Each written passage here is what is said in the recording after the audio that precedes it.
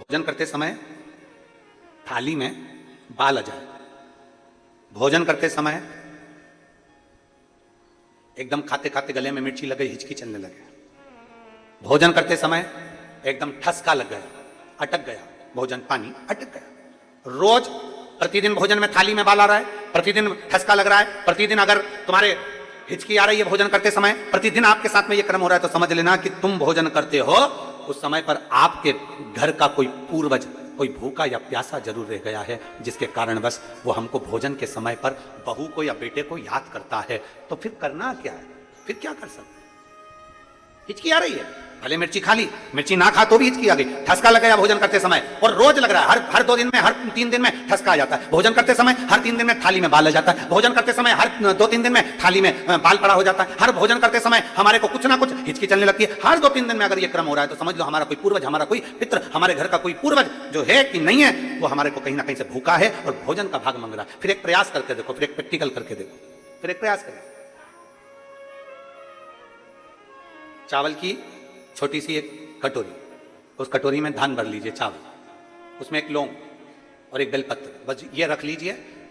जो हंडा होता है घर में, पानी का मटका होता है, पितरों का जो स्थान होता है जहां पानी पीते हैं अपन, मटका, हंडा, टंकी, बाल्टी, जो भी हो, आजकल तो लोग आरओ लगा लिए हैं तो नीचे भी तो मटका रखते होगे, हंडा रखते होगे, टंकी रखते होगे, उसी के पास में वो कटोरी रख दीजिए। 14 की रात्रि,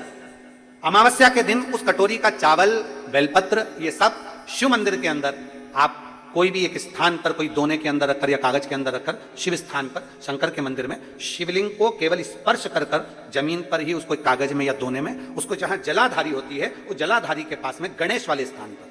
गणेश वाली जगह पर उसको रख दे। गणेश वाली जगह, फिर समझिएगा,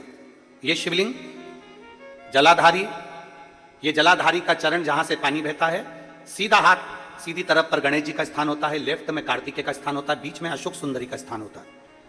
शंकर का शिवलिंग, शिवलिंग के ऊपर जो जलाधारी लगी होती है, जलाधारी में से एक एक बूंद जो पानी नीचे गिरता है, ये शंकर भगवान की 5 लड़कियों का स्थान होता है, जया, विषहरा, शामलीवारी, दौतली, देव। शंकर जी की 6 नंबर की लड़की का स्थान बीच में होता है, जिसका नाम है अशोक सुंदरी। ऐसा स्थान, और ये पार्वती जी का हस्तकमल हो गया, शंकर का स्थान हो गया। तो जब हम वो अन्न रखते हैं, जब हम चावल और एक बेलपत्र और एक लौंग जो रखते हैं, वो हम गणेश जी वाले स्थान के साइड में रखते हैं, नीचे की ओर रखते हैं उसके स्थान। कई लोग एक प्रश्न करते हैं, गुरुजी आज सावन की शिवरात्रि, हम रात्रि को पूजन करेंगे 7 बजे शाम को ऑनलाइन,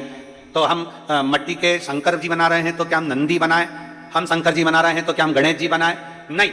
केवल शंकर भगवान का शिवलिंग बनाइए, बड़े प्रेम से जलाधारी बनाइए। हमने पहले भी कहा कि इसमें सारे देव अपने आप विराजमान हैं। आप जब अभिषेक करेंगे तो उसमें सब देवों का अभिषेक अपने आप हो जाएगा, सबकी।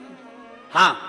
पूजन के सामान में 3 सुपारी लिखाई है, उसमें से 2 सुपारी में से एक गणेश जी, गोरा जी अपन बनाएंगे, उसका पूजन करेंगे, और 1 सुपारी से अपन संकल्प छोड़ेंगे। शिव आराधना में शास्त्र कर रहा है, शिव महापुराण वर्णन कर रही है। आप अगर भोजन कर रहे हो और भोजन करने में आपको बार बार हर 2 दिन में, 3 दिन में बाल आ रहा है भोजन की थाली में, सब सफाई से भोजन बनता है। ऐसा कोई मेरी जीजी नहीं है जो बिना सफाई के भोजन नहीं बनाती, सब सफाई से बनाती है, सब अच्छे से बनाती है, सब अच्छे प्रेम से बनाती है, और सब सफाई से भोजन बनाती है। और सफाई से भोजन बनाने के बाद भी आपकी भोजन की थाली में बाल आ रहा है, अच्छे से प्रेम से एकांत में बैठकर भोजन कर रहे तो भी हिचकी आ रही है, तो भी आपको ठसका लग रहा है, रोज 2-3 दिन में लग रहा है, समझिए कि वो कहीं ना कहीं हमारे पूर्वज, कहीं ना कहीं हमारे देव भूखे हैं, भोजन मांग रहे हैं।